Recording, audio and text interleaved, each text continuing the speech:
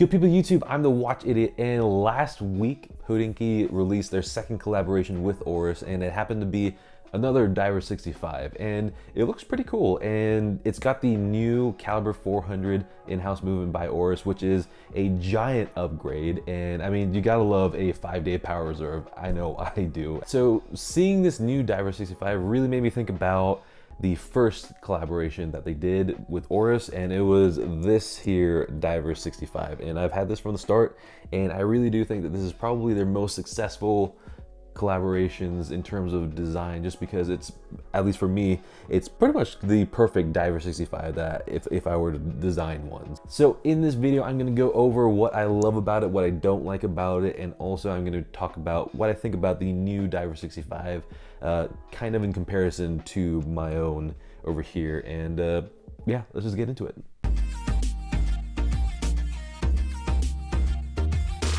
So here are the dimensions, and the numbers are pretty accurate to what it's like on wrist, but the measurement that makes a big difference is the dial size and the thinness of the bezel. And it does wear like a 40mm watch, but since the dial is quite big compared to other similarly sized divers, it does wear like a big 40, and it actually wears quite, I wouldn't say quite a bit larger, but it wears larger than a Black Bay 58. Also, the thickness of the case is just about accurate, but it does wear thinner than a Black Bay 58, at least the Black Bay 58 Blue, despite both of them having pretty much almost exactly the same thickness. And even though this Oris has a manual line movement, a huge part of that thickness perception comes down to the really prominent domed crystal. So the thickness of the Oris without the crystal is really incredible at 8.9mm, and it effectively does wear quite a bit thinner because of that. So the main thing I love about it is the aesthetic of the watch, you know, as a whole, because I absolutely love the color gray. It's my favorite color just because I guess I'm just that interesting.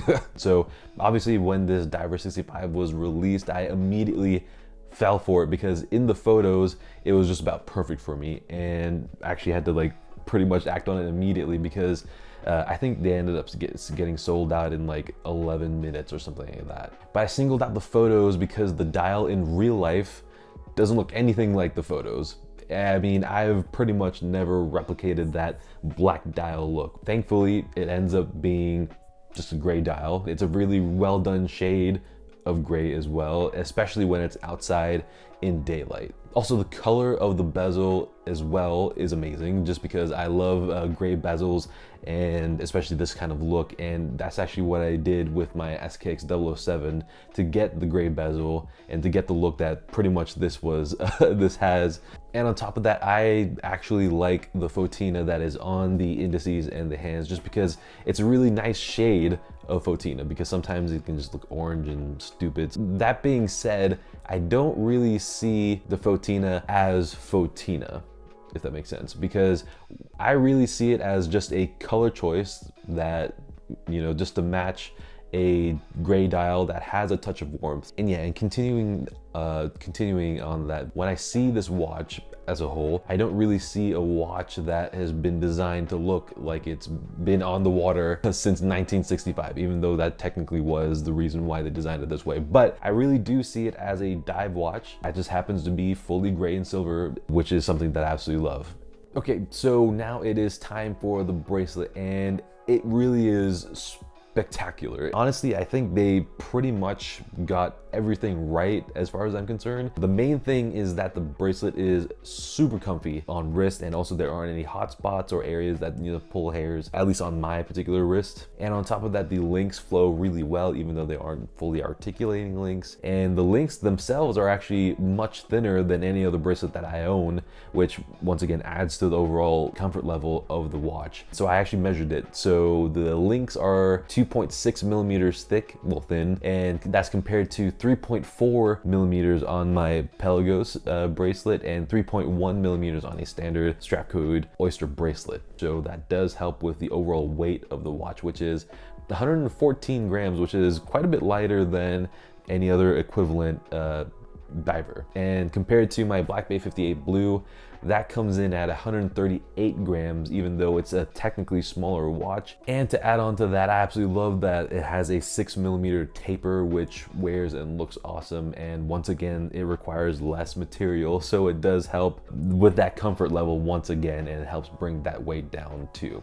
Oh, and Oris gave us 2 half links, which is always a very welcome feature, but they gave that, and they also gave 5 micro adjustment holes, so you're pretty much guaranteed to get the perfect fit. Also, one of the more controversial aspects of the bracelet, you know, or any other bracelet with this feature, is the fact that it has fake rivets on the sides. And I know a lot of people hate it, but honestly for me, I think that it works pretty well actually, just because it is fully brushed, so it doesn't really bring too much attention to itself, and also it looks pretty historically accurate just because the links are once again so thin. So I mean, links back in the day were also pretty thin as well. So the case and movement are incredible, and together they really make for a really amazing experience on wrist. Yeah, so the total thickness is 11.8mm, which is great, but without the crystal, actually it's 8.9mm, which is really pretty thin for any sort of watch, let alone a dive watch. So yeah, you can really see and feel the difference quite a bit.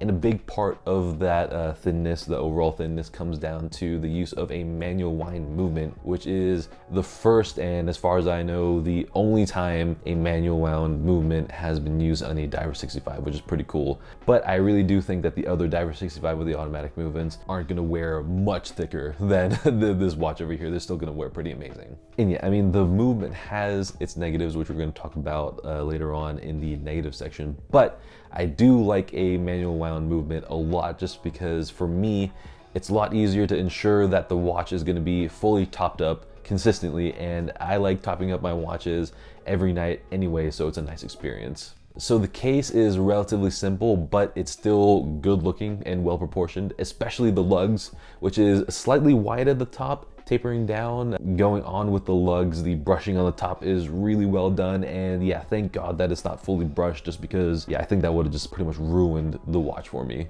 And I like the fact that Oris decided to make the crystal really super domed, because once again, it helps with the visual thickness going down, and also, you know, people just go crazy for a nicely domed crystal. It does look pretty cool with all the distortion stuff like that. Okay, so as awesome as the watch is, there are some things that I definitely would like to change. So first off, real quick, the lume on the indices just isn't that strong, like, at all. And I would have liked it if they could have gotten it to the same strength as the lume that's on the hands and the lume pip as well. Considering that, you know, at least the hands have the exact same Fotina colored lume. So I just don't see how it should be 2 different levels. So I wish that the dial was actually the soft black that was shown in the official photos, and also that's what they called it in their description. But yeah, I mean, for me, a black dial with a gray bezel is just about perfect for me. But you know, in real life, it's gray, which is still pretty cool, but inside it's sort of a gray brownish combination, even with just random slight tinges of purple as well. And so yeah, it's a really unique dial color, which is great. But because it's a unique dial color, it makes it also, you know, just about impossible for me to pair straps with it. It pretty much only works with just one grayish leather strap and just one other NATO strap, and actually the particular NATO strap that works on it is pretty much the only strap that I can use on my Black Bay 58 925.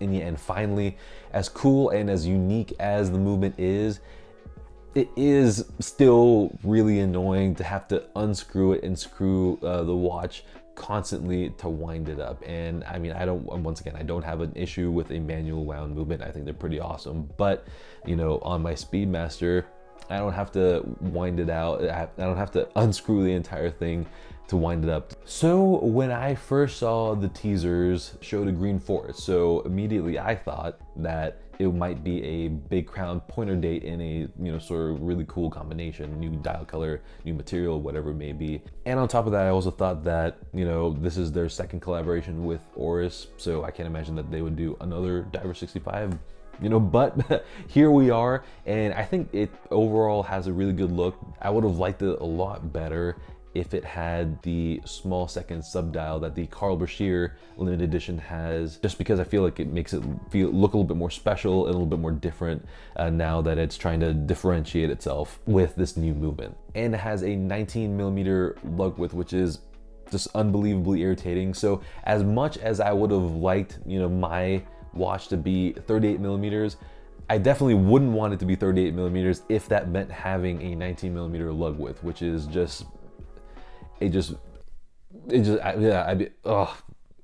So one of the biggest plus points for the new Diver 65 is the countdown bezel, which you don't see very often, but I absolutely love, and one thing that I missed from my Zin 104. And yeah, but on top of that, the biggest plus point for the watch is the caliber 400 movement with the 5-day power reserve and also a 10-year warranty, just to give you that extra bit of confidence in this new movement. And I really do think that it's a genuinely good movement that's worth, you know, all the effort that it takes to make a in-house movement. And yeah, I mean, I feel like there could just be like a whole other video or something like that just on in-house movements. But, you know, just to go back again, I mean, one of the things that really stuck out to me, which I'm sure stuck out to a lot of people, is the price of the watch, which is pretty high at $3,800 for an entry-level diver from Oris. That's usually priced at around that $2,000 mark-ish. And, you know, on the gray market and, you know, in the used market, they're usually around the low to mid $1,000 range. That being said, you know, I talked about how much I love the movement, so I really do think that the price is warranted. But, you know, if I turn, you know, the lens on me, I mean, would I actually put down the money, you know, if I had it to buy, you know, that Diver 65 at that price? I really don't know. I really don't know. Of course, if any of you actually have the new Oris, let me know down in the comments, just because I really want to know what you think about it. And yeah, I mean, yeah, just please do. I hope someone has the new watch and can let me know down below. So yeah, thanks for watching the video. If you enjoyed the video, please do hit the like button because it helps the channel a lot. And if you want to see more videos, you know, check out my other videos and hit the subscribe button and the notification bell while you're at it. And also check out these videos that are right by my face right over here. And yeah, until the next video, good day.